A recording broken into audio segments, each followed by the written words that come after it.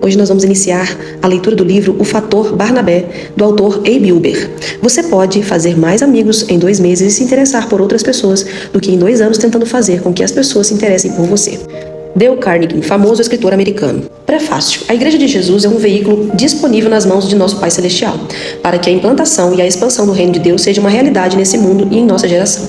Não podemos ser indiferentes à ideia de crescimento da Igreja. Precisamos levar a sério o mandamento do Senhor de ir a todo mundo, pregar o Evangelho e fazer discípulos de todas as nações, crendo que as pessoas estão realmente perdidas sem Cristo e que necessitam ouvir esse Evangelho que produz arrependimento e nova vida a fim de se tornarem membros da família de Deus na Terra. Hoje em dia fala-se muito em crescimento, todavia, não devemos estar alheios ao fato de que crescimento sem qualidade de vida pode gerar uma realidade maquiada. Por outro lado, sem dúvida alguma, toda qualidade levará a um verdadeiro e significativo crescimento. Em outras palavras, nem sempre quantidade é sinônimo de qualidade, mas qualidade sempre produz crescimento. Ovelha sadia sempre dá cria. Meu amigo A.B. Uber, apaixonado por Jesus, nos leva a refletir sobre como produzir qualidade de vida no rebanho de Deus, através dos relacionamentos saudáveis entre discipuladores e discípulos.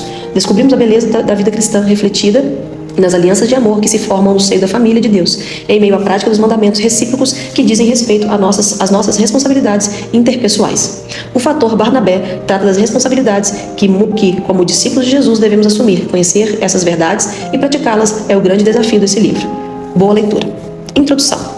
Todos os dias, pessoas estão entrando na igreja, seja através das reuniões das células, seja nos cultos de celebração. Muita gente está decidindo seguir a Jesus, fazer parte da igreja visível de Jesus Cristo aqui na terra, representada pela igreja local. Por outro lado, uma grande verdade nos choca. Grande parte daqueles que decidem seguir a Jesus não fica nas igrejas. São afugentados pelas tentações do mundo, pelas lutas internas, pelas perseguições externas ou simplesmente pela falta de afinidade no meio cristão.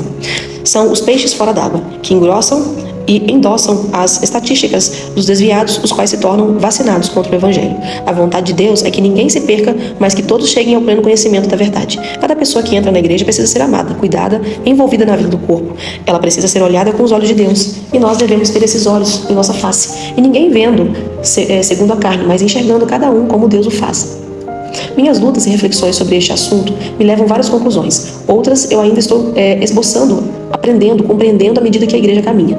Deus está trabalhando na sua igreja nos dias de hoje. Grande parte dessa ação está voltada para corrigir a realidade de que as pessoas que não conhecem a Jesus andam sem direção, sem referencial, sem exemplos dignos de ser seguidos.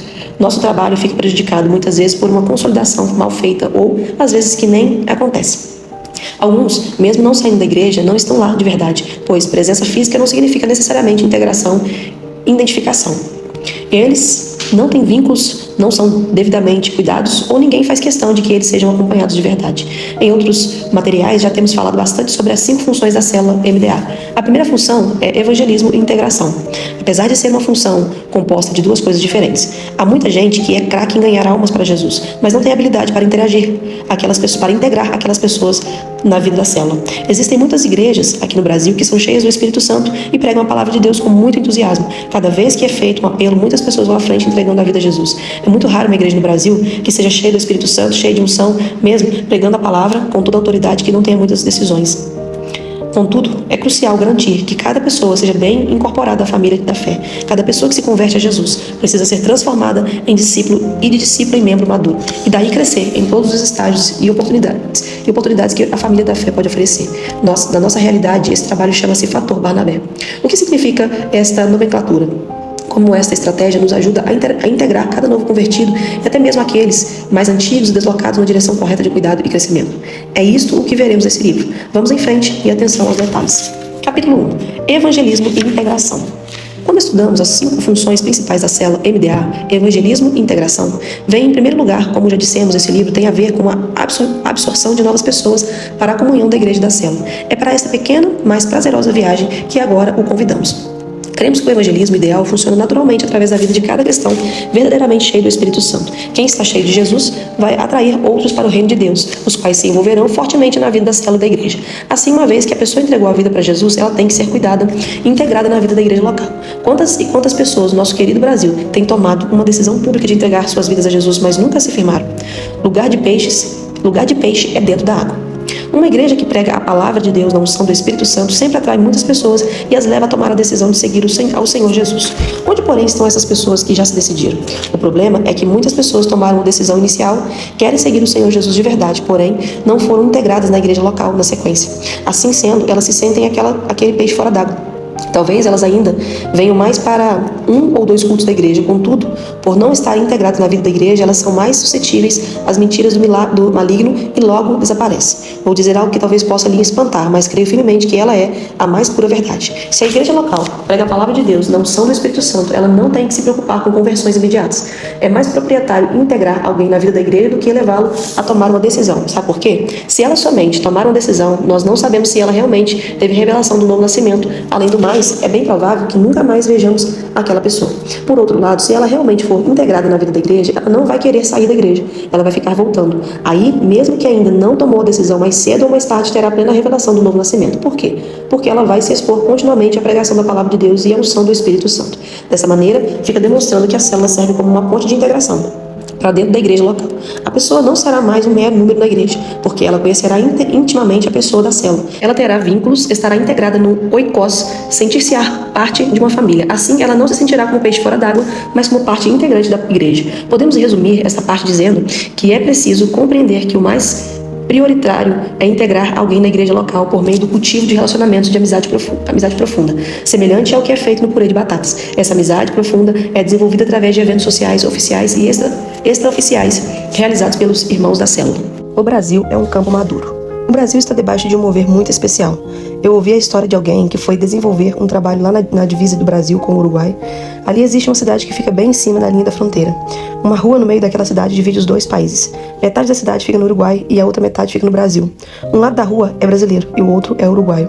As pessoas estavam distribuindo folhetos do lado do Brasil e todo mundo aceitava um folheto evangélico. Daí a pessoa entrou no lado uruguaio e lá ninguém aceitava.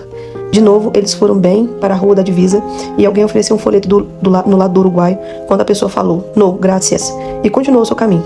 Em seguida, ela atravessou a rua e foi oferecendo o mesmo folheto ao lado do Brasil. A pessoa pegou o folheto e respondeu, "Ah, obrigado", e guardou o folheto.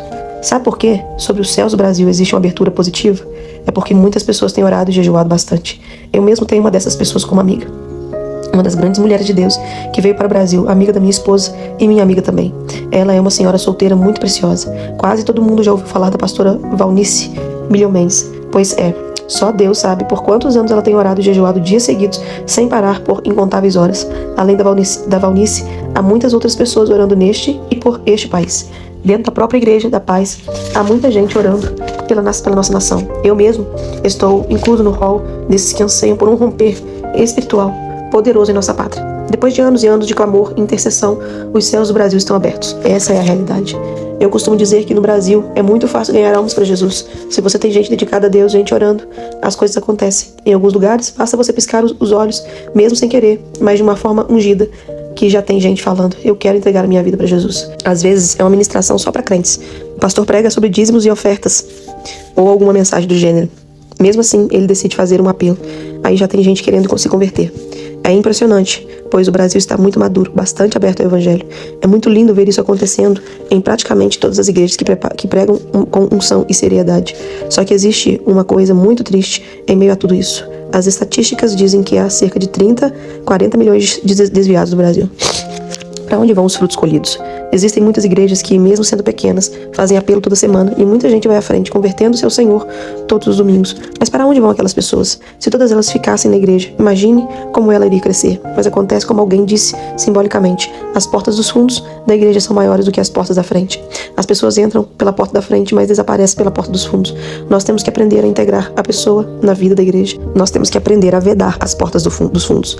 Nas minhas viagens, quando estou ministrando em outras igrejas, eu costumo dizer que precisamos não somente fechar as portas dos fundos, simbolicamente falando, mas também colocar um cadeado bem grande, trancando-as bem. E não somente isso, mas precisamos soldá-las. Somos daqueles que determinam em fé aquilo que Jesus disse em João capítulo 17, versículo 12. Quando eu estava com eles, guardava-os no teu nome, que me deste, e protegi-os, e nenhum deles se perdeu, exceto o filho da perdição, para que se cumprisse a Escritura.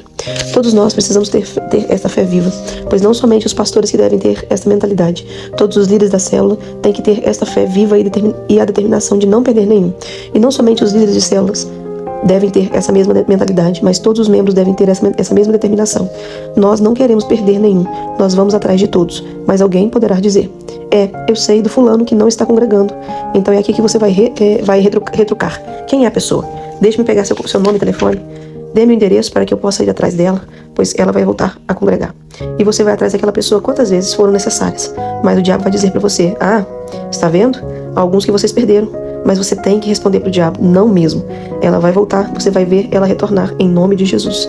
Tem que ter essa fé viva, ir atrás e ficar amando e ficar pagando o preço. Lá em Santarém, a gente tinha algumas maneiras bem interessantes de integrar ou reintegrar alguém. A pessoa dizia: não, eu não quero nada. Mas depois de 10 anos, ela voltava. Muitos só voltavam depois de 15 anos. E alguns anos só voltaram após... Alguns outros só voltaram após 20 anos. Não tem problema. Continue aplicando fé. Fique crendo. Continue indo atrás da pessoa, pagando o preço necessário. Mas veja bem uma coisa. Eu não estou falando somente daqueles que se desviaram, mas também daqueles que nunca foram integrados. Talvez essa pessoa se converteu, mas logo depois desapareceu. Veio 1 ou 2 domingos e depois disso sumiu. Por que isso acontece? O que acontece é que às vezes as pessoas vêm para a igreja, ouvem a palavra, é tocado pelo Espírito Santo e naquela hora querem entregar a vida a Jesus. Ela vai à frente e oficializa sua decisão. Depois ela volta para casa e o diabo fica gritando ao seu ouvido: o que é que você está fazendo? Você vai ser crente? Pare de ser boba, largue de ser careta. Devemos ser mais rápidos que o inimigo. Normalmente o diabo vai tentar fazer a pessoa desistir dentro das primeiras 24 horas. Ele tenta fazer a pessoa esfriar e não continuar seguindo a Cristo. Vamos tentar entender o que pode ter acontecido. Quando alguém não volta, talvez isso até já tenha acontecido na sua igreja. E se aconteceu a partir de hoje pela fé, não vai acontecer mais. Todos nós vamos ter o cuidado de não permitir que isso se repita. Todos temos responsabilidades para com o novo convertido. E é por isso que ele precisa receber um contato em 24 horas. O contato em 24 horas não pode ser feito de qualquer maneira. Você precisa se aproximar da pessoa com todo cuidado e amor. Você chega lá e diz coisas do tipo: parabéns pela sua decisão, bem-vindo à família da fé, à nossa igreja. Pode dizer mais: rapaz, você é muito especial, nós o amamos de verdade. Bata um papo com calma e genuíno interesse pela pessoa, assim ela não se sentirá pressionada para nada. Só que você vai com cordas de amor, lançando-a sem que ela perceba. Relacionamentos sustentadores. Uma vez que nós estamos tentando integrar a pessoa, temos que ajudá-la a formar amizades, estabelecer vínculos. Às vezes, aquela pessoa veio no domingo e tomou a decisão de seguir a Jesus de todo o coração. Converteu-se chorando, foi muito tocado por Deus e passou uma semana de expectativa. Aí, no próximo domingo, ela volta. Ao retornar à igreja, aquela pessoa poderá notar que tem um irmão batendo muito papo com os outros antes ou depois do culto. Tem outro irmão falando sobre uma pescaria, outro comentando sobre uma ida em grupo para a praia. Se for mulher, ela pode ouvir as outras comentando sobre um chá de panela, chá de bebê, aniversário ou qualquer outro ajuntamento. Um jovem pode ouvir os outros comentando sobre algum show gospel, uma saída para a pizzaria, um acampamento, etc. Aí ele ou ela começa a se sentir como um peixe fora d'água, pois ainda não tem ali nenhum vínculo forte, nenhum amigo íntimo. Ele não tem um grupo ao qual pertença naquela igreja. O recém-chegado pode sentir-se cada vez mais estranho e alheio àqueles círculos, se não houver Barnabés sensíveis e amorosos que o acolham. O que pode acontecer então? Ele pode começar a esfriar aos poucos e às vezes até rápido mesmo. Ele falta aos cultos e ninguém vai atrás dele. Outras vezes alguém vai atrás, mas é só para cumprir tabela, preencher os relatórios e manter atualizados os aulas das células. Integração é mais que um programa da igreja. Pode ocorrer que a pessoa que vai atrás do novo convertido só o faz porque alguém pediu, alguém mandou. Termina não sendo uma visita motivada por amor e interesse genuíno, mas sim o cumprimento de uma tarefa. Nem sempre o irmão que faz a visita quer realmente ser amigo daquela pessoa. Assim, ela sente falta dos amigos de antes e, ao mesmo tempo, não o está encontrando na igreja ou na célula, pois nunca foi integrada. O que apresento agora parece heresia, mas preste atenção antes de atirar pedras. Se for uma igreja que prega a palavra de Deus, de verdade, na unção do Espírito Santo, é mais importante integrar alguém na vida dessa igreja do que levá-la a tomar uma decisão pública. Muitas vezes a pessoa vai à frente, repete a oração da fé, mas nós não sabemos se aquela pessoa se converteu de verdade. Não podemos ver o coração das pessoas nessas ocasiões. Não sabemos se ela teve relação do novo nascimento. Pode ter sido uma emoção ou um rapaz que está tomando uma decisão porque quer namorar uma moça sem conhecer os princípios do romance real. Até mesmo esse tal rapaz nunca vai namorar essa moça se não for um grande homem de Deus. E mesmo sendo um homem de Deus, a moça vai optar por seguir o romance real, que é muito mais gostoso e maravilhoso. Quando a integração precede a conversão. Nenhum de nós tem como saber se a pessoa que vai à frente para aceitar Jesus realmente nasceu de novo. E tem mais. É possível ela só tomar uma decisão, mas não ser integrada na igreja até o ponto de se tornar um peixe fora d'água. Caso isso aconteça, é provável que nunca mais vejamos aquela pessoa novamente, pelo menos dentro da igreja. Como podemos esperar que a pessoa sirva a Jesus se nem sequer a levamos a um relacionamento pessoal com Cristo? E como podemos esperar que ela chegue a esse relacionamento com Cristo se nós não temos um relacionamento de qualidade com aquela pessoa? Precisamos levá-la a sentir um peixe fora d'água, com amigos íntimos da igreja, relacionamentos sólidos que ela vai dizer: daqui eu não saio mais. Essa cela é o meu lugar. Eu nunca mais vou parar de frequentar esta igreja porque eu gosto desse povo e eles realmente são os meus amigos. Não tenho dúvidas de que mais cedo ou mais tarde aquela pessoa vai se converter, pois ela está continuamente exposta à palavra de Deus e à ação do Espírito Santo. Ela vai se converter e nascer de novo e continuará crescendo pelo fato de já estar integrada na igreja e na célula. Precisamos aprender que não é necessário esperar que alguém aceite Jesus para ser integrado à célula e à igreja local. O certo é que antes mesmo de ganharmos alguém para Jesus, já o tenhamos integrado. Um pastor amigo meu fala o seguinte: temos que primeiro ganhar as pessoas para nós, depois para Jesus. Não estou dizendo que não é importante a pessoa aceitar a Jesus, isto é ser levada à frente. É claro que isso é fundamental e inegociável. Entretanto, continuo a dizer que a integração é para a permanência da pessoa na célula e na igreja, e especialmente os visitantes. Não podemos esquecer que o mais importante é integrar na igreja local. Por muito tempo fomos enganados e ensinados que a importância é levar a pessoa a simplesmente tomar uma decisão e que integrar era algo secundário. Muitas igrejas ainda não são adeptas do apelo levanta a mão. O que é isso? É aquele convite especificamente direcionado para que a pessoa aceite a Jesus. O pregador faz um apelo emocionado e as pessoas vão à frente emocionadas. Em seguida, repetem uma oração e recebem abraços calorosos dos diáconos e equipe de acolhimento. E está feito o trabalho de integração, mas não deve ser somente isso. Se parar por aí, a pessoa corre o risco de rapidamente se desviar. O único remédio para manter alguém firme, sem se desviar, é uma integração bem feita e em amor e dedicação. Ovelha sadia sempre dá cria. Eu estou cada vez mais convencido de que, se o cristão estiver sadio, ele atrairá muitas pessoas para Jesus. Cremos firmemente que uma ovelha sadia sempre vai dar cria. Portanto, basta que ela esteja cheia de Jesus, cheia de fé, andando em vitória, e as bênçãos acontecerão. Vidas serão atraídas para Jesus pela quantidade de Jesus que elas enxergam na nossa vida. Um crente cheio de Jesus e apaixonado por ele não precisa de ninguém. Não precisa que ninguém lhe diga o que fazer. Esse amor vai fazê-lo sair e começar a amar aqueles que Jesus ama. Sua sintonia com Jesus é tal que o coração bate em sintonia com o dele, em profundo amor pelas almas perdidas. Costumamos dizer também que o vertical sempre gera o horizontal. Quanto mais íntima a pessoa for de Jesus, mais ela estará apaixonada pelas almas, e mais ela vai falar de Jesus com toda a intrepidez e ousadia. E os frutos serão novas ovelhas geradas no aprisco do Senhor. Capítulo 2. Um pequeno currículo de Barnabé. Barnabé é um exemplo fantástico de alguém que sabia integrar as pessoas na vida da igreja. Vamos ver a primeira vez que Barnabé é mencionado na Bíblia. Sua primeira aparição se dá em Atos capítulo 4, versículo 36. José, a quem os apóstolos deram o sobrenome de Barnabé, que quer dizer filho de exortação, levita natural de Chipre. É interessante a gente ver que seu nome não era originalmente Barnabé, mas José Barnabé. É uma espécie de alcunha, um apelido carinhoso que os próprios apóstolos lhe puseram. É importante ressaltar que atribuir apelidos negativos e depreciativos às pessoas é errado. Exemplos: barrigudo, careca, narigudo, ou quando a pessoa é baixa, chamá-la de toco, de amarra-onça, e tantos outros apelidos que afetam diretamente a autoestima das pessoas. Agora, um apelido positivo e carinhoso é legal, tipo o esposo falar para sua esposa: oi linda, um amigo para o outro: oi lindão, a esposa dizer: você é o homem mais lindo do universo. Semelhantemente, os apóstolos deram um apelido positivo, edificante e verdadeiro para esse homem chamado José. Eu creio que não foi a troco de nada que os apóstolos lhe deram esse apelido, mas sim porque ele tinha muito significado. Currículo vitae de Barnabé. Nenhuma outra biografia do Novo Testamento se encaixa tão bem dentro da proposta apresentada neste livro quanto a história de Barnabé. Ele é um dos primeiros cristãos mencionados no Novo Testamento. O nome original de Barnabé: ao nascer, seus pais lhe deram o nome de José. Ele era um dos nomes mais comuns tanto no Antigo como no Novo Testamento. O nome José vem do hebraico e significa Deus acrescenta.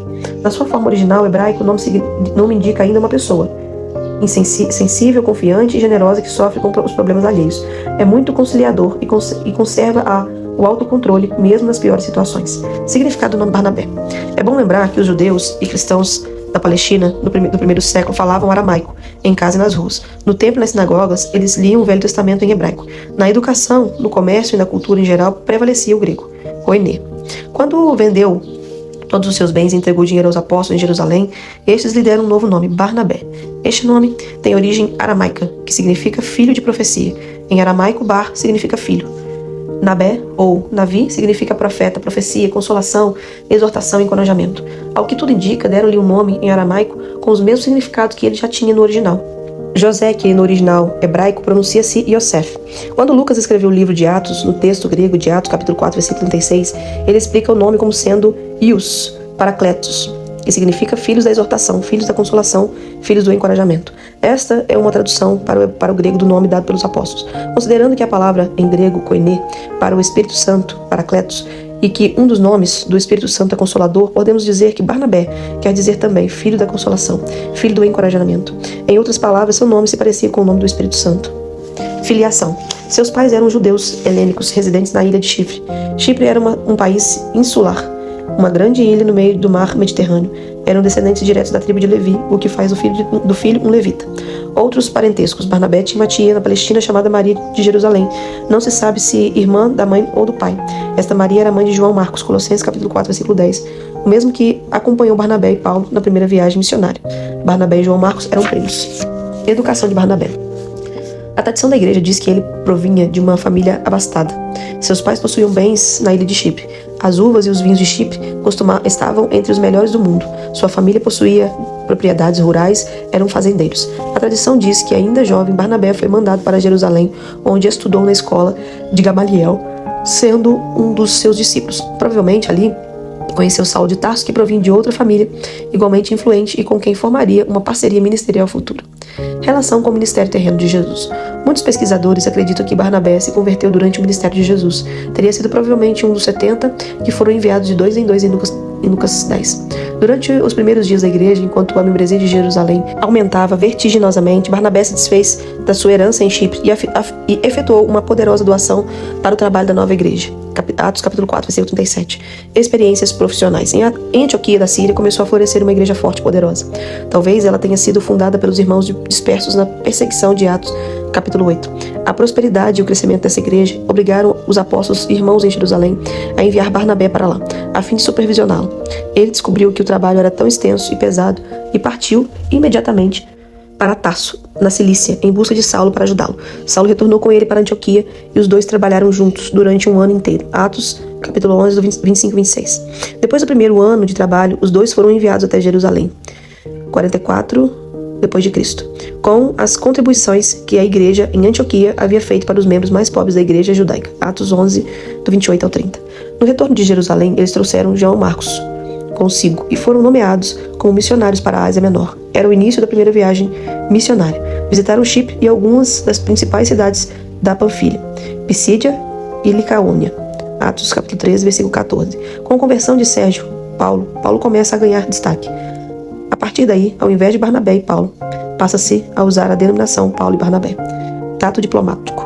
Somente em Atos 14, capítulo 14, versículo 14 e Atos capítulo 15, do 12 ao 25, quando ocorre o concílio de Jerusalém, é que Barnabé ocupa novamente o primeiro lugar, pois ele tinha uma estreita relação com as igrejas de Jerusalém e da Judéia. O concílio de Jerusalém terminou com todas as questões resolvidas a contento.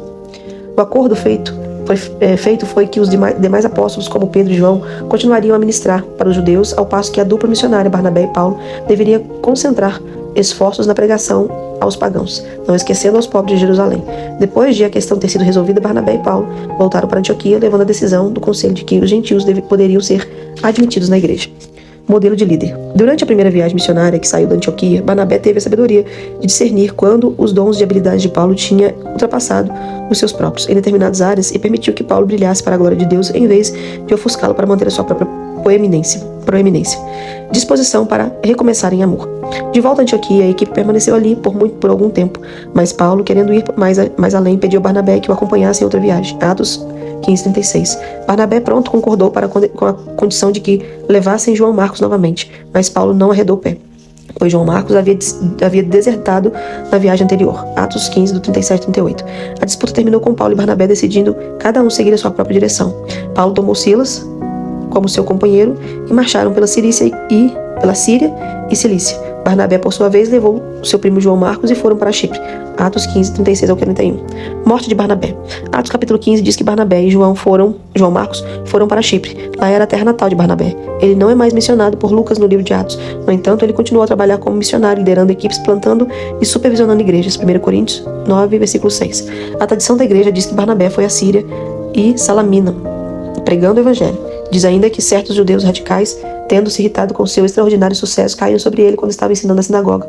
Arrastaram-lhe para fora e o apedrejaram até a morte, em Salamina. Seu primo João Marcos teria enterrado seu corpo em uma caverna, onde permaneceria até a época do imperador Zeno, no ano 485 d.C. Seja como for, há um mosteiro construído em seu nome em Salamina, Chipre, exatamente no local onde foi construído um túmulo para manter seus restos mortais encontrados em 488, segundo a tradição. A tradição diz ainda que ele foi encontrado com o rolo do Evangelho de Mateus escrito em grego sobre o seu peito. Ele é venerado até hoje pelos católicos ortodoxos orientais como o padroeiro de Chipre. Capítulo 3. Exemplo de liberalidade.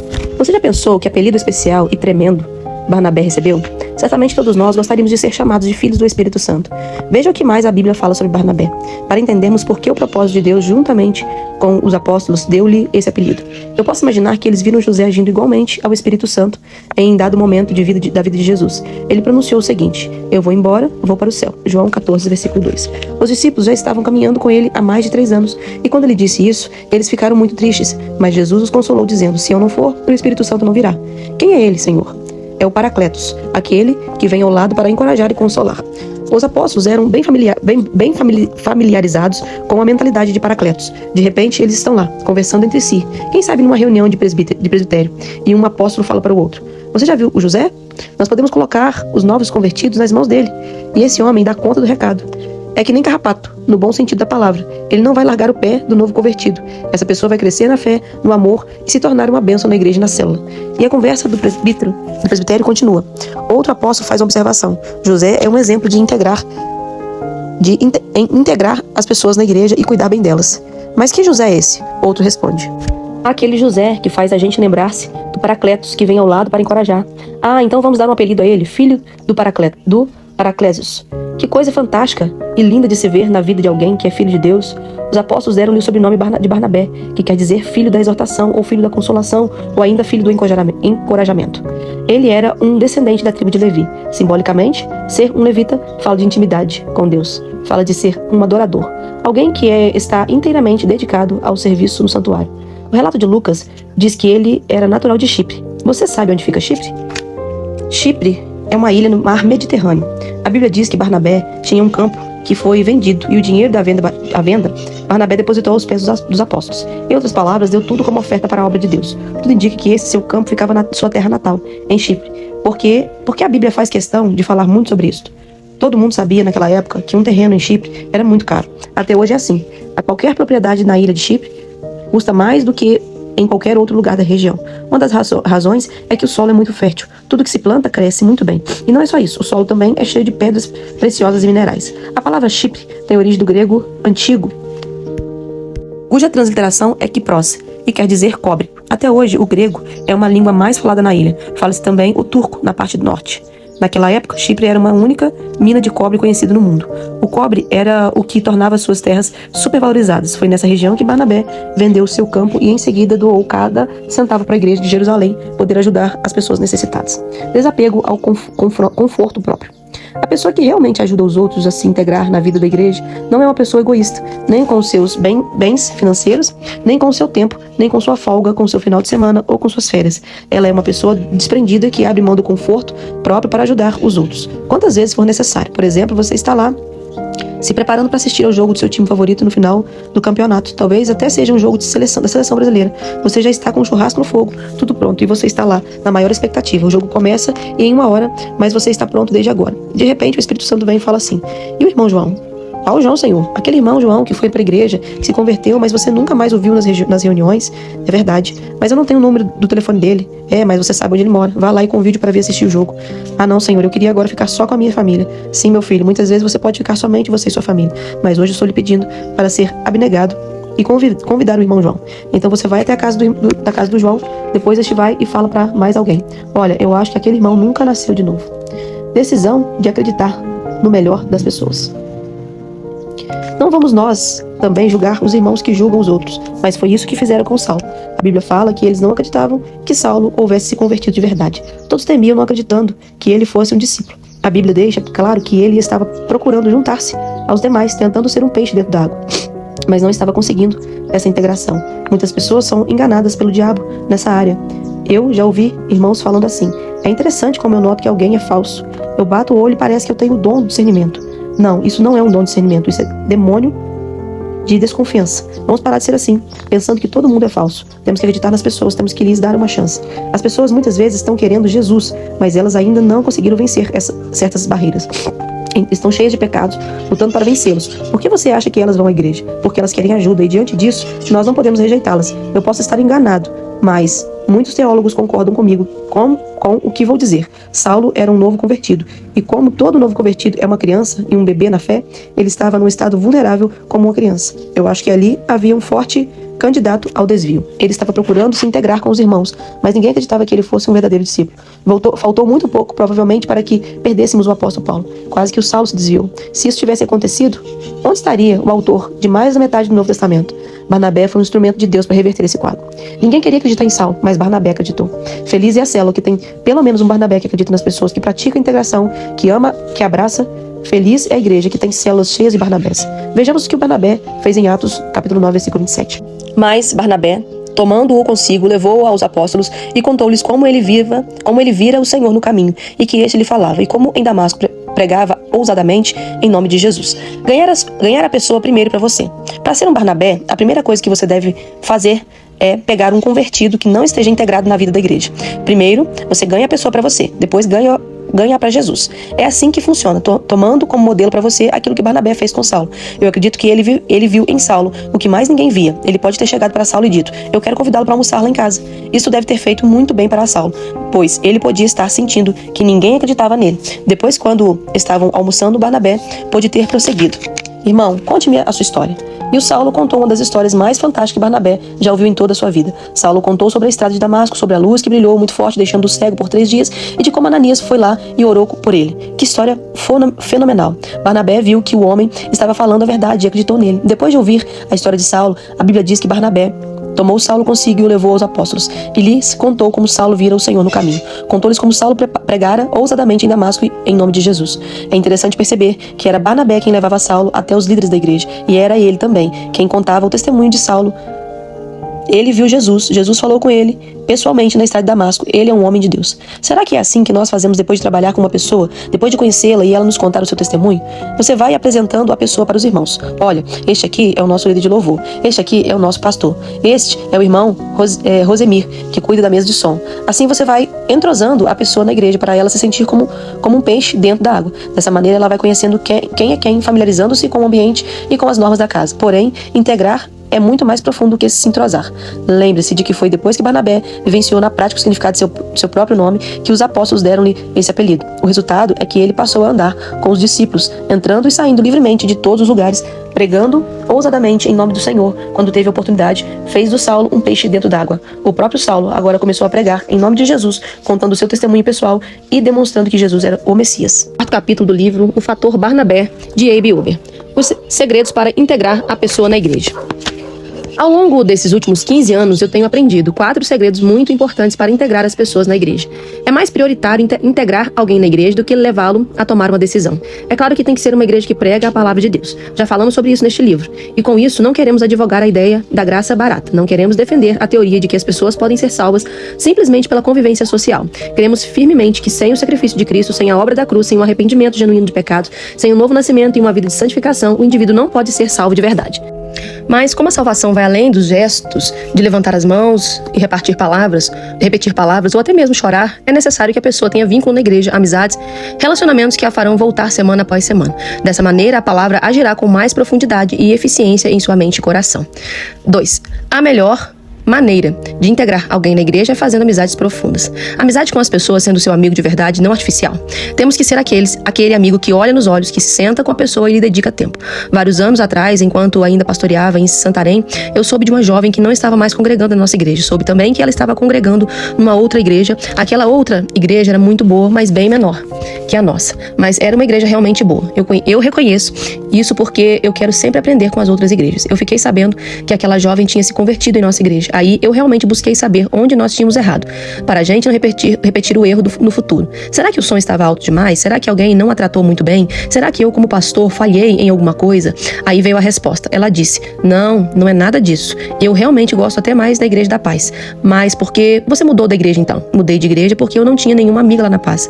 As minhas amigas do mundo tinham se convertido e estavam congregando nessa outra igreja. Então, como elas já eram minhas amigas mesmo, eu fui para lá. Ela estava errada, mas o erro dela não justificava o nosso erro, de não ter uma estrutura ideal para ajudar na formação de novas amizades. Foi quando eu comecei a entrar em crise e falei: meu Deus, não basta apenas ter uma célula. Se uma pessoa vai para a reunião, mas não tem amigos ali, nós temos que fazer amizades. Então eu comecei a ensinar forte em nossa igreja. Irmãos, não basta só convidar as pessoas para a célula. Você tem que ser amigo delas. Você tem que tirar tempo para congregar junto com elas. 3. Amizades profundas são melhor cultivadas em eventos sociais. São ocasiões em que as pessoas estão mais alegres, mais abertas. Pode ser um aniversário, casamento, chá de cozinha, chá de bebê, festa de 15 anos, etc. Se você apenas vai para uma célula e para o culto de celebração, as chances de formar amizades profundas se tornam bem reduzidos. Depois da célula, sempre vão ter os comes e bebes, mas essa comunhão normalmente é menor, pois muitas pessoas não poderão ficar conversando até meia-noite, pois terão que trabalhar no próximo dia. Mas você deve convidá-las para um aniversário, você deve convidá-las para outras coisas, outros eventos sociais, nos quais você vai gastar tempo com elas. Qual a diferença entre o purê de batatas e o fator Barnabé? O primeiro deve ser feito entre irmãos, para que eles possam ajudar uns aos outros a crescer espiritualmente. O segundo deve ser praticado com pessoas que nem converteram ainda, ou que são novos convertidos. A intenção, neste segundo caso, nem é tanto ajudá-los a crescer espiritualmente, apesar disso também está incluso no pacote, mas acima de tudo, integrá-los, levá-los a criar vínculos, construir amizade e relacionamentos sólidos e duradouros. Pode ser durante um evento social. Aquele candidato ao fator Barnabé, que ainda não está integrado por estar se sentindo como um peixe fora d'água, ele tem que ser o centro das atenções, sem afetações ou alardes. As pessoas crentes precisam dar muita atenção para aquela pessoa, para que ela entre na água. Quarto ponto. Gastar muito tempo com a pessoa que você quer integrar, não só alguns minutos. Tem que lhe dedicar tempo, muito tempo, pois as pessoas percebem a diferença entre o interesse verdadeiro por elas e cumprimentos que são meras formalidades sociais. Como é que nós faríamos antes de aprendermos este quarto segredo? Vamos usar como exemplo uma festa de 15 anos. Todas as meninas sonham com uma grande festa, e quando os pais fazem essa festa, costumam chamar muita gente, parentes e amigos, para uma grande comemoração. Essas festas são oportunidades de ganhar almas para Jesus. Em Santarém, as festas de 15 anos normalmente começam às 20 horas ou 20h30 e vão até mais ou menos 1h da manhã. Agora, quantas horas um convidado fica numa dessas festas? Pelo menos 4h30. Fazendo o quê? Como a festa de crentes, normalmente batendo papo, tomando refrigerantes e comendo salgadinhos. Não podemos jogar o nosso tempo fora. Eu mesmo fiz isso muitas vezes e me arrependo. Isso foi antes que eu aprendesse o segredo do fator Barnabé. Eu lembro que ao chegar às festas de 15 anos, muitas vezes me deparava com a seguinte cena: como era a festa de uma jovem da igreja, ficava acrentalhada de um lado e os parentes não crentes da aniversariante do outro. É interessante notar que os crentes no meio dos não convertidos ficam meio tímidos. Estavam lá os dois grupos. Sabe o que fazia sempre? Eu ia para a mesa dos não evangélicos e às vezes até pregava. Batia um papinho de 5 a 10 minutos, dizia que eles eram bem-vindos e que ficassem bem à vontade. Eu até ficava sabendo o nome das pessoas. Daí eu ia para outra mesa de não evangélicos, batia mais um pouco de papo e depois de uns 10 a 20 minutos no meio dos não evangélicos, eu me voltava para o meio dos evangélicos. Eu fazia isso sempre. Eu não achava que isso fosse uma coisa errada. Sabe por quê? Porque faltava abnegação. Não estou falando que você sempre tem que fazer isso, abnegar-se e ficar o tempo todo com os não crentes. Contudo, nós não estamos aqui nesta terra só para nos divertirmos e ficarmos contando piadas evangélicas. Nós estamos aqui para ganhar vidas para Jesus, e isso muitas vezes inclui termos que abrir mão dos nossos direitos. No 5 do livro O Fator Barnabé, de A.B. Uber. Um forte testemunho do fator Barnabé. Alguns anos atrás eu estava em crise, lá em Santarém, enquanto aprendia estas lições. E eu pensei comigo mesmo: eu vou testar essa estratégia para ver se realmente funciona. Eu vou testá-la com o Dr. Paulo, porque se funcionar com ele, funcionará também com qualquer outro. O Dr. Paulo é um odontólogo muito conhecido e conceituado em Santarém. Aliás, ele é um dos melhores odontólogos que eu já conheci em toda a minha vida. Ele é muito profissional, eficiente, educadíssimo no atendimento. Enfim, um profissional completo de altíssimo nível. Seu consultório é um dos mais chiques que eu já vi. Apesar de estar lá em Santarém, no interior da Amazônia, nunca vi consultórios iguais em Fortaleza, ou mesmo nos Estados Unidos. Já fazia muitos anos que a esposa do Dr. Paulo era crente na nossa igreja, mas ele nunca tinha ido a um dos nossos cultos. Ninguém tem a conta de quantas vezes ele havia sido convidado, mas nenhuma vez sequer ele aceitou o convite. Ele só tinha ido para eventos sociais, tipo casamentos, aniversários, festinhas da igreja. Nessas ocasiões, ele acompanhava a irmã Nilvana, sua esposa. Eu pensei: bem, se isso funciona, terá que funcionar com o Dr. Paulo. E se funcionar com ele, vai funcionar também com qualquer outro. Decidi então experimentar com ele. Naqueles dias estava para acontecer a festa de despedida de solteiro do meu irmão, Timóteo, que é 5 anos mais velho que eu. Eu já era casado, mas o Timóteo já estava bem solteirão. Ele era e ainda é missionário no Japão. E tinha vindo ao Brasil especialmente para as solenidades de seu noivado e casamento. Então foi feita uma festa muito grande. Ali seria a despedida de solteiro e 2 semanas depois seria o casamento. 4 tias nossas estavam presentes, vindo dos Estados Unidos. Havia muitos pastores presentes, também amigos meus e do Timóteo, amigos de toda a família. Naturalmente, falando, eu tinha todas as desculpas do mundo para não gastar tanto tempo com o Dr. Paulo, mas decidi comigo mesmo que eu seria obrigado a fazê-lo, abrindo mão das piadas evangélicas e da comunhão para praticar o fator Barnabé naquela noite. Depois de cumprimentar todos os presentes, fui falar com ele. Ele tinha se sentado mais reservado perto da borda da piscina. Acho que ele pensou: o pastor faz isso em toda festa. Conversa de 5 a 10 minutos e depois me deixa. Eu já fizera o convite para ele ir à nossa igreja, já havia muitos anos, mas a realidade é que nós só nos víamos nas festas, onde conversávamos por uns 10 minutos, mas dessa vez eu já tinha aprendido como Jesus fazia no seu ministério. Acho que o Dr. Paulo deve ter ficado espantado, porque dessa vez eu não fui embora logo. Eu fiquei conversando e pensei comigo mesmo: esse é o segredo, só que eu precisava diversificar a conversa. Sobre o que eu deveria conversar? O Espírito Santo me mostrou que seria bem mais fácil puxar assuntos que fossem do interesse dele. Como ele é dentista, comecei a lhe fazer perguntas sobre dentes. Naquele tempo, ele já era meu dentista. Eu troquei de assunto, mas mais ou menos assim: diga-me uma coisa, eu li num artigo de revista que os aniversários lá dos Estados Unidos fizeram uma experiência e descobriram que as pessoas que escovam os dentes fielmente, sem qualquer pasta de dentes, tinham menos cáries do que as pessoas que escovam fielmente com a pasta. Será que é verdade? Quer dizer que escovar com a pasta de dentes é pior do que sem pasta? Será que é melhor escovar os dentes só com escova e água mesmo? Ali ele começou a me explicar. Deu-me muitas instruções sobre os dentes, como escová-los, meios de prevenção de cáries, etc. A lição daquela noite foi longa, e saí de lá bem instruído sobre dentes. Na sequência, perguntei como ia a família dele. Para minha surpresa, descobri que ele era nascido em Minas Gerais. Eu também sou de Minas Gerais, nascido em Belo Horizonte. Perguntei o nome dos seus filhos, falamos de sua família, dos parentes que moram em Minas Gerais, e a conversa foi se prolongando. Foi muito precioso conhecer a história de vida daquele homem. A conversa estava interessante, mas chegou a hora de celebrarmos com os noivos. Então cantamos felicitações para Timóteo e Cristina, oramos por eles e depois fomos jantar juntos. Nesse meio tempo eu saí um pouco para dar atenção às outras pessoas, mas logo voltei para continuar dando a atenção necessária para conhecê-lo melhor. Chegou a hora da sobremesa, fomos pegar a nossa sobremesa e voltamos para continuar a conversa. Ao todo eu passei mais de 4 horas naquela noite conversando com o Dr. Paulo. Fiquei muito feliz por estarmos nos tornando bons amigos e sabia que daquele dia em diante ele iria contar comigo para o que desse e viesse.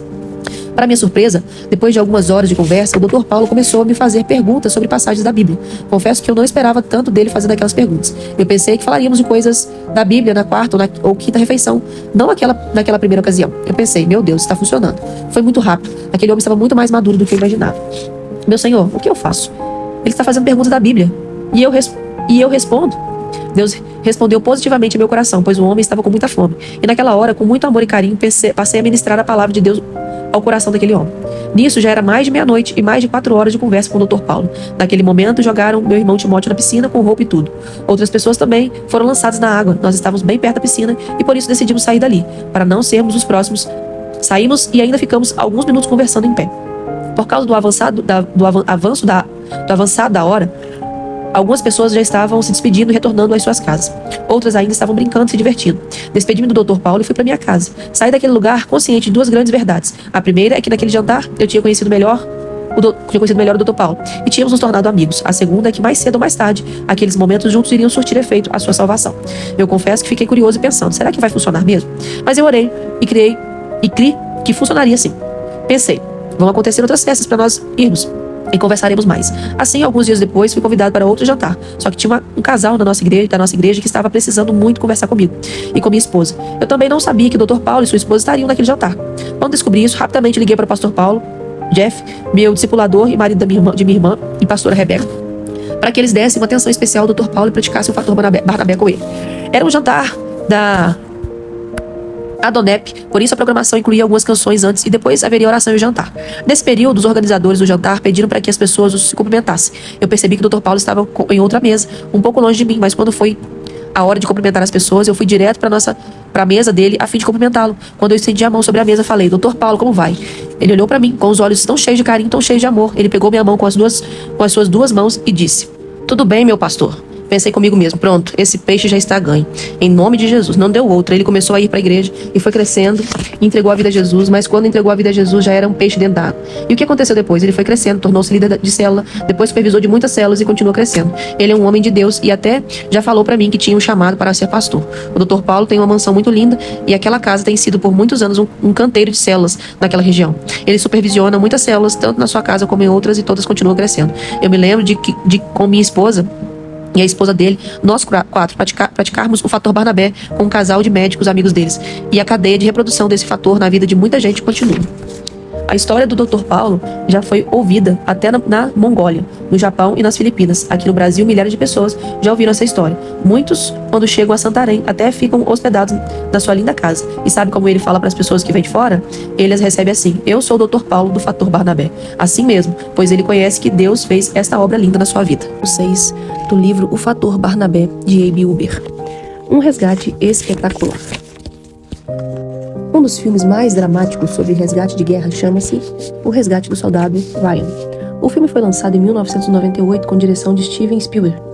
A obra ganhou 5 Oscars e 2 Globos de Ouro. A Segunda Guerra Mundial estava a pleno vapor. Nessa história, o capitão John Miller, Tom Hanks, tem a missão de desembarcar numa praia e livrá-la dos alemães, para que os aliados possam avançar. Depois de muitas mortes, John Miller consegue tomá-la, mas perde quase todo o seu pelotão, restando apenas 6 soldados. Nas baixas, o sobrenome Ryan aparece 3 vezes. Eles descobrem que há um 4º membro da família não localizado, lutando sozinho nas trincheiras, e decidem trazê-lo de volta, mesmo sem saberem se ele ainda estava vivo. A missão é entregue ao capitão John Miller, com a promessa de que, se conseguirem resgatar o soldado James Ryan, Matt Damon, ele e seu pelotão ganharão o direito de voltarem para casa. Miller arruma uma equipe e vai.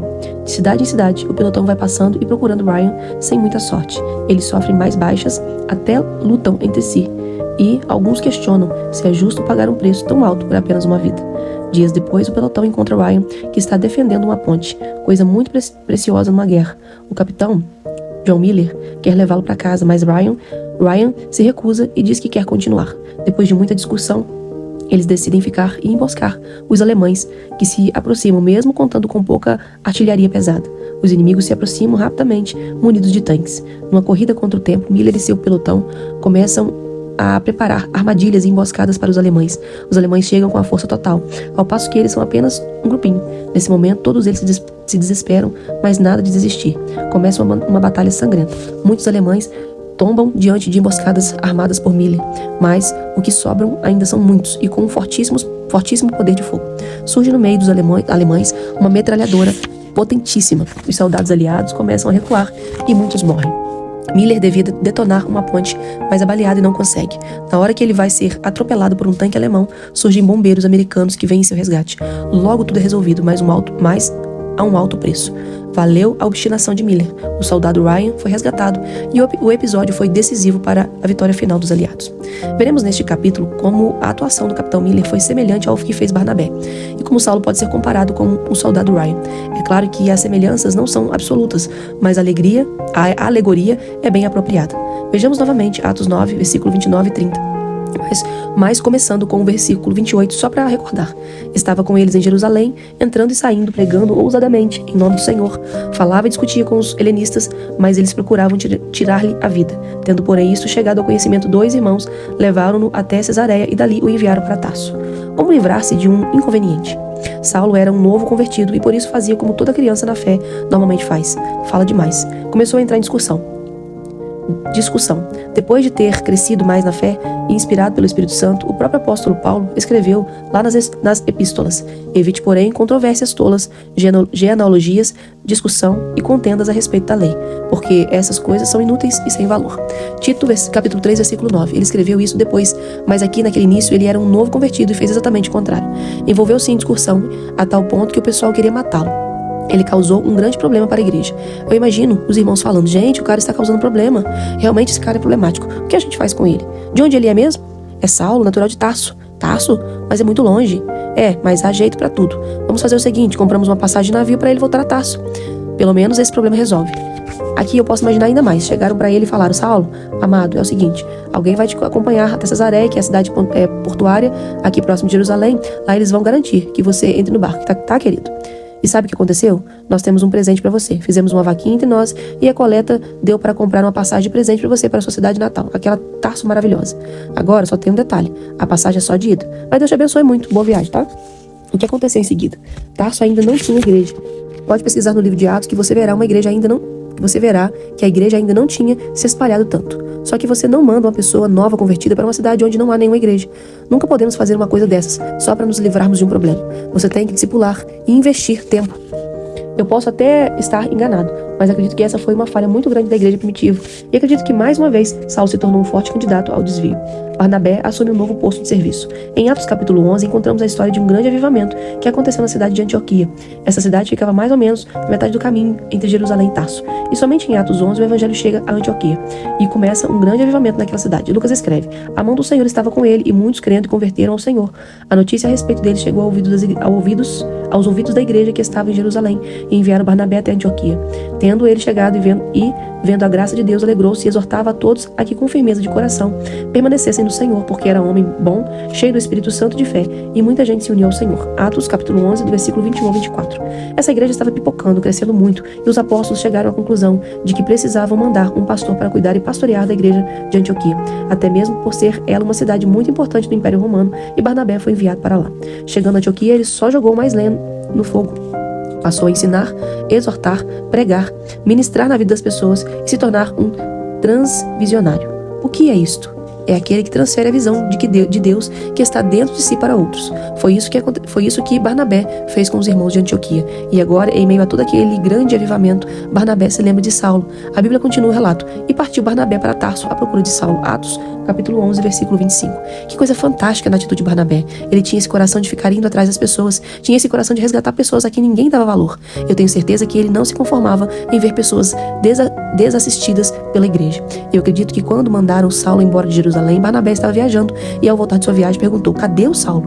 Aí o presbitério da igreja primitiva disse: aquele rapaz nos causou muitos problemas aqui. Achamos melhor mandá-lo para sua cidade natal, para Tarso. Assim estaremos livres de encrencas. O resgate do soldado Saulo. Antioquia era muito longe de Tarso. Quem sabe Barnabé foi a pé, ou uma parte de navio e outra a pé. Certamente eram dias de viagem, mas ele chegou lá e foi procurar por Saulo. E ali em Tarso, eu posso imaginar que ele chegou e perguntou para algumas pessoas onde ficavam os fabricantes de tendas. As pessoas lhe informaram e ele foi até a praça onde os tendeiros estavam. Chegando lá, ele pergunta: vocês conhecem um homem chamado Saulo? E aqueles homens lhe ensinaram onde Saulo morava. A Bíblia não dá detalhes dessa passagem, mas é provável que tenha acontecido mais ou menos assim.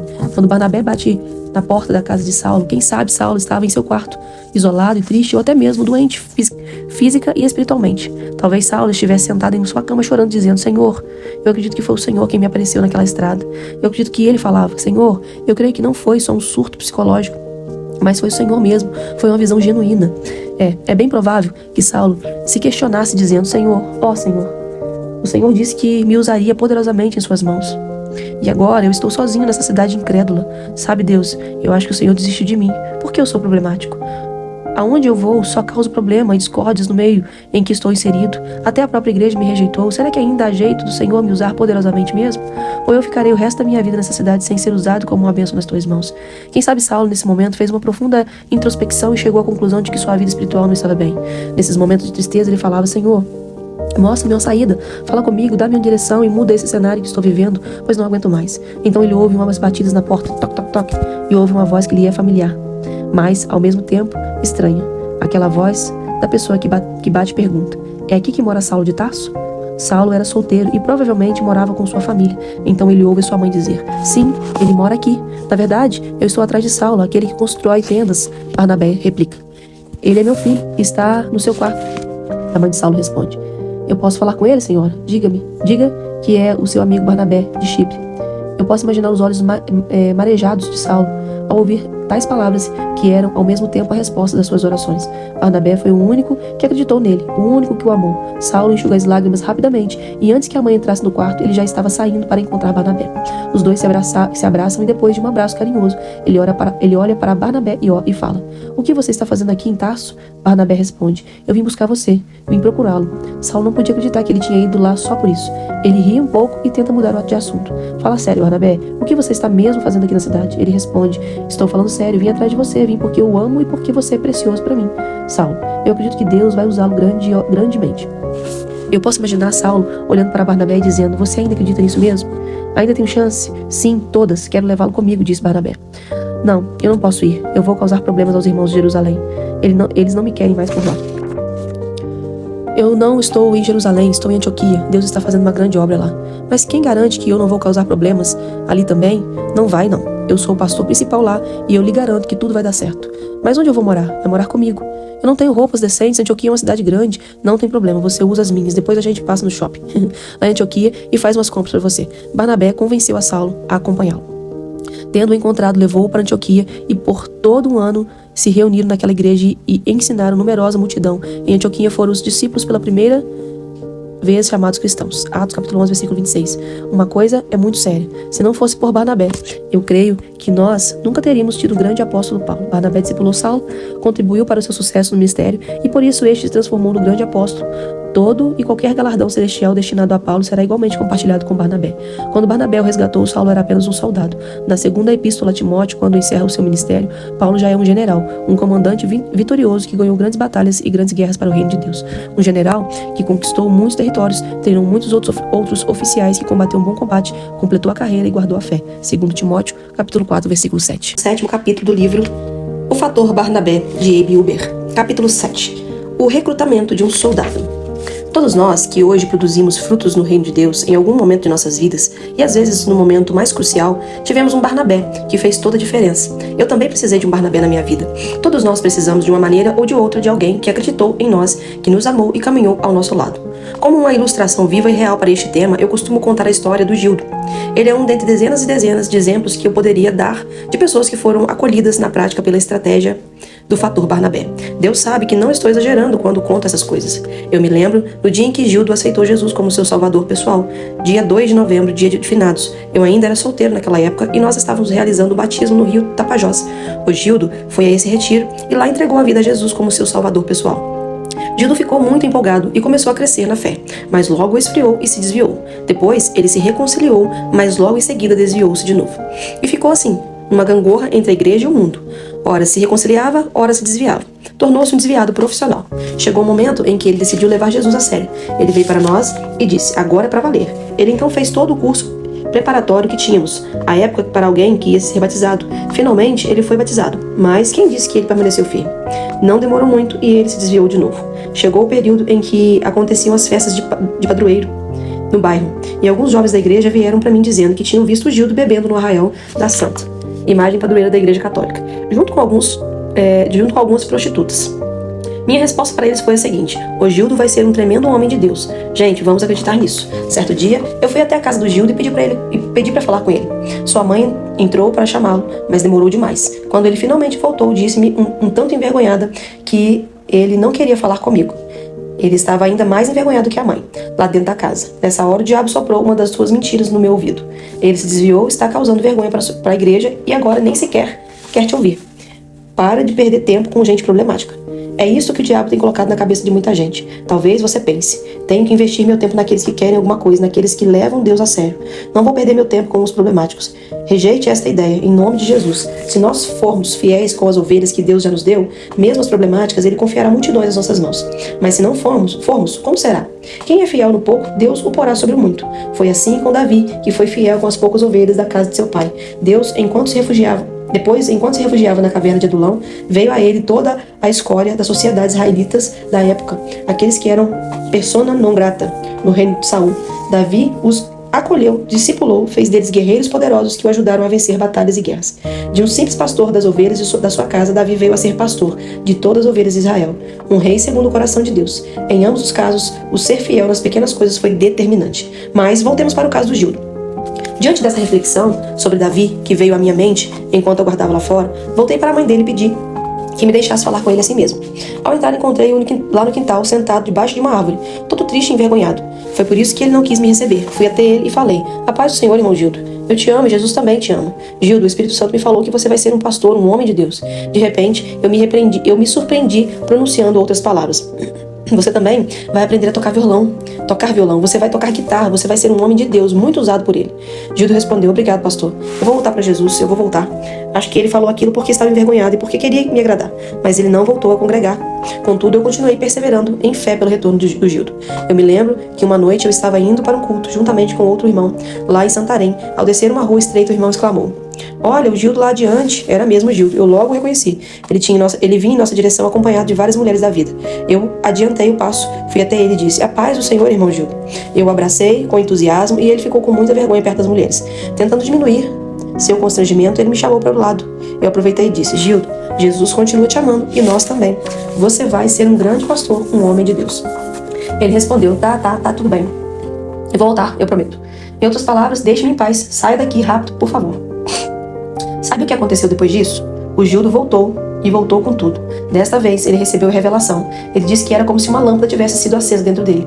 Agora ele realmente tinha nascido de novo, sido encharcado pelas águas puras da palavra de Deus, e continuou a crescer em todos os aspectos de sua vida cristã e do serviço a Deus. Com o tempo, Deus lhe deu uma linda jovem como esposa, uma irmã muito preciosa, muito ungida. Gildo se tornou um pastor em tempo integral na igreja. Como resultado, toda a sua família se converteu. Sua mãe se tornou supervisora de muitas células, o irmão dele tornou-se supervisor de muitas células também. Outro irmão veio a ser pastor do distrito em Santarém, liderando dezenas de células. Deus fez Gildo prosperar financeiramente. Deus lhe deu um carro e uma linda casa em Santarém. Era visível a graça de Deus que pairava sobre toda a família. E ainda paira. Gildo tornou-se um dos pastores mais usados em Santarém, chegando a supervisionar como pastor de região de 400 células, só na Igreja da Paz Central, como a igreja era chamada na época. Além disso, ele ajudou a fundar várias congregações e igrejas dos bairros, chegando a dar cobertura e supervisão a várias delas. Gildo aprendeu a tocar violão e guitarra e chegou a compor várias músicas. A partir de 2003, treinou vários discípulos e continuadores do seu trabalho em Santarém, como preparação para o envio da grande equipe de pastores e líderes que sairia para Fortaleza em 2005. Hoje o Gildo vive em Fortaleza, onde desenvolve um trabalho igualmente frutífero. Toda a sua família continua servindo ao Senhor e frutificando junto com ele. Seu filho é um excelente tocador de violão e guitarra no Ministério de Louvor e Adoração. Aprendeu a tocar com o pai. Seu irmão Naldo, que era pastor de distrito em Santarém, também entrou na equipe que foi para Fortaleza. Hoje ele é um pastor ordenado, igualmente envolvido nos trabalhos da igreja, produzindo muitos frutos para Deus. Até hoje, de vez em quando Gildo prega, Gildo chega para mim, abraça-me chorando e diz: obrigado por ter acreditado em mim, obrigado por ter insistido comigo, obrigado por não desistir. Quantos Gildos e quantos Saulos não estão por aí chorando, somente à espera de que um Barnabé se levante? Alguém abnegado que vai abrir mão de suas vontades pessoais e dizer: eu vou ser um Barnabé para essa pessoa, eu vou continuar acreditando. Existem algumas pessoas que até hoje eu continuo indo atrás. Mesmo que elas ainda não tenham voltado, eu continuo aplicando o princípio de fé contido em João 17:12. Quando eu estava com eles, guardava-os do teu nome que me deste e protegi-os, e nenhum deles se perdeu, exceto o filho da perdição, para que se cumprisse a Escritura. Pelos olhos da fé, eu vejo que todos já voltaram, e toda a nossa igreja tem esse mesmo código genético. Nós não aceitamos que ninguém se perca. Se você perguntar para um dos nossos líderes, e até mesmo muitos membros, sobre quantos são os que se afastam e não voltam, ele vai responder: nenhum. Isso não significa que ele esteja mentindo, apenas que está fazendo uma declaração de fé. Nós não abrimos mão de ninguém. Pelos olhos da fé, eu já vejo todos voltando. Alguns já voltaram com 10, 15, 20 anos. Capítulo 8. É preciso reajustar o foco. Nós usamos a estratégia do fator Barnabé constantemente. Sempre que temos uma oportunidade, damos um jeito de envolver as pessoas, de incluí-las nas conversas, e usamos essas conversas como ferramentas de integração. Ainda lá em Santarém, há vários anos, minha esposa liderava uma célula. Aquela era uma célula heterogênea, composta de vários casais de pessoas solteiras, todos com diferentes idades e interesses. E aconteceu de uma pessoa membro daquela célula fazer aniversário, marcar uma festinha para aquela pessoa na casa de um empresário, igualmente membro da célula. Então, bem no meio da festa, lá estávamos eu, minha esposa e vários outros irmãos. Havia também 2 casais que ainda não eram seguidores de Jesus. Entre os comes e bebes, em meio a muita comunhão, começaram a se formar várias rodinhas de bate-papo. As mulheres da célula rapidamente começaram a colocar em prática a estratégia do fator Barnabé. As 2 mulheres não crentes eram uma mais jovem e outra de mais idade. Nossas esposas e irmãs cercaram-se delas e começaram a conversar, puxar assunto e deixá-las à vontade. Logo, a comunicação estava fluindo livre naquela roda, pois a ouvimos sorrindo. Perguntas eram feitas e respostas eram dadas. Até aí tudo ia muito bem, mas eu o que estava fazendo?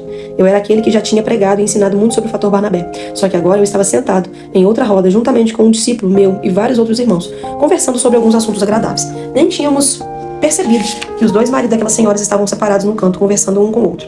Foi então que minha esposa, com toda a percepção que Deus lhe deu, notou que elas estavam colocando em prática os princípios ensinados sobre integração, mas eu e os outros irmãos não. Ela então passou perto de nós de uma maneira muito tranquila e falou: olha, o Barnabé, minha gente. Quando minha esposa falou aquilo, eu me dei conta de que as mulheres estavam sendo muito cuidadosas do que nós. Muito mais cuidadosos do que nós na prática do fator. Então nós, de forma bem espontânea, pegamos as nossas cadeiras e rodeamos aqueles 2 homens. Passamos longos momentos conversando com eles, pondo em prática o fator Barnabé. O resultado foi que aqueles 2 senhores entregaram suas vidas a Jesus e um deles tornou-se líder de célula e um tempo depois chegou a supervisor. Hoje essas famílias são uma bênção na nossa igreja. Se fôssemos enumerar, os exemplos seriam muitos, como esses. Há muitos outros testemunhos marcantes de pessoas que foram integradas na vida da igreja e se tornaram uma bênção, mesmo quando as evidências iniciais diziam o contrário. Por isso encorajamos todo mundo a praticar o fator Barnabé no seu convívio, não como método, mas como uma manifestação real de amor, de paciência, de compaixão e da compaixão de Jesus. Precisamos estar sempre atentos, vigiando para não nos descuidarmos de observar esses princípios. Como mencionei acima, eu mesmo me descuidei um pouco no caso daqueles 2 senhores, mas, pela graça de Deus, fomos alertados a tempo e fizemos a lição de maneira correta e passamos do teste. Todos os dias somos submetidos a esses testes, todos os dias temos a oportunidade de amar, orientar, integrar, discipular alguém. Devemos fazê-lo de tal maneira que as pessoas fiquem mais apaixonadas por Jesus, mais desejosas de agradar a Deus e fazer a sua vontade. Tenha um coração grato. Se você tem um Barnabé, alguém que você sabe que lhe estimula, encoraja, promove, empurra na direção certa, parabéns. Valorize o trabalho e dedicação desse Barnabé ou Barnabela, mesmo quando você não entende a dimensão total do preço que ele ou ela paga pela sua vida. Seja leal, aberto, transparente e, acima de tudo, ensinável. Aproveite cada oportunidade para crescer junto, ser moldado para as grandes tarefas que Deus ainda tem para você. Seja generoso nos agradecimentos, expresse muito claramente para o seu Barnabé a sua gratidão, o seu reconhecimento pelo serviço de amor que ele presta. Mas existe outra coisa. Nunca perca a oportunidade de ser um Barnabé, de integrar alguém na vida da igreja. Não permita que ninguém continue como um peixe fora d'água, estando ao seu alcance ir atrás dele, trazê-lo para o convívio dos santos. Quem sabe você não entrará treinando um novo apóstolo Paulo, alguém que vai fazer grande diferença no reino de Deus. Barnabé podia não saber qual seria o futuro de Saulo, mas ele amava a Deus e sabia que Deus trabalha através de instrumentos humanos. Decida em seu coração receber a unção de Barnabé.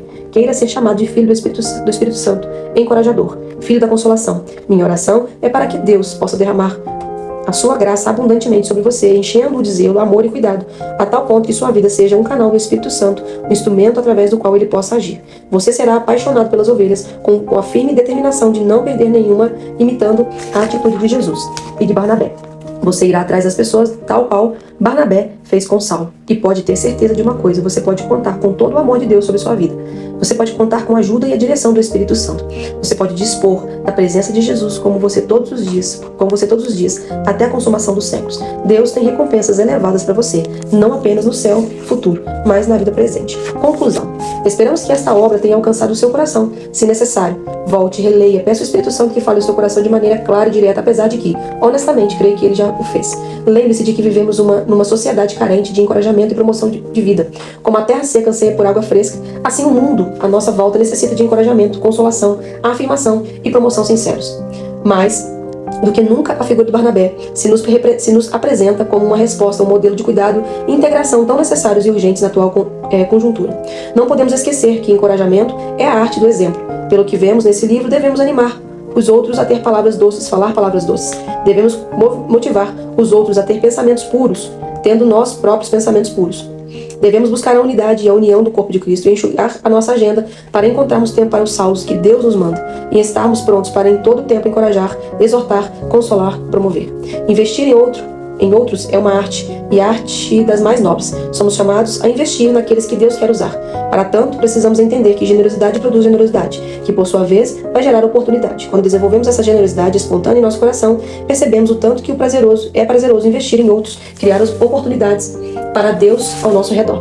Como bons Barnabés e Barnabelas, precisamos ser reconhecidos como discípulos de Cristo, como ele mesmo orou, João capítulo 3, versículo 35, de maneira que todos saibam que somos seus discípulos pela maneira como amamos uns aos outros. Assim deixamos que vejam pelo nosso exemplo o amor que temos uns pelos outros, e junto com esse amor, sejam alegres e agradecidos ao ver a graça de Deus na vida de outra pessoa, principalmente quando sabemos que cooperamos para isso. Nossa disposição deve ser de exortar e encorajar uns aos outros a viverem para Deus, e até mesmo correr risco como fez Barnabé para ver os escolhidos de Deus crescendo em estatura e graça. Precisamos, como Deus, ver a obra pronta e acabada, mesmo quando as evidências diante de nós não demonstrem tanto. O grande exemplo de Barnabé continua vivo diante de nós. Seguindo-o, nosso exemplo ficará para a posteridade. As gerações futuras poderão conhecer muitos Paulos, pois nós seremos fiéis Barnabés para a glória de Deus. Nenhum Paulo deixará de se levantar por falta de um Barnabé. Certamente o Senhor encontrou em nós homens e mulheres que garantirão essa realidade, levantando-se como consoladores e encorajadores, como aqueles que irão ao lado para ver a bênção completa. E isto é só o começo.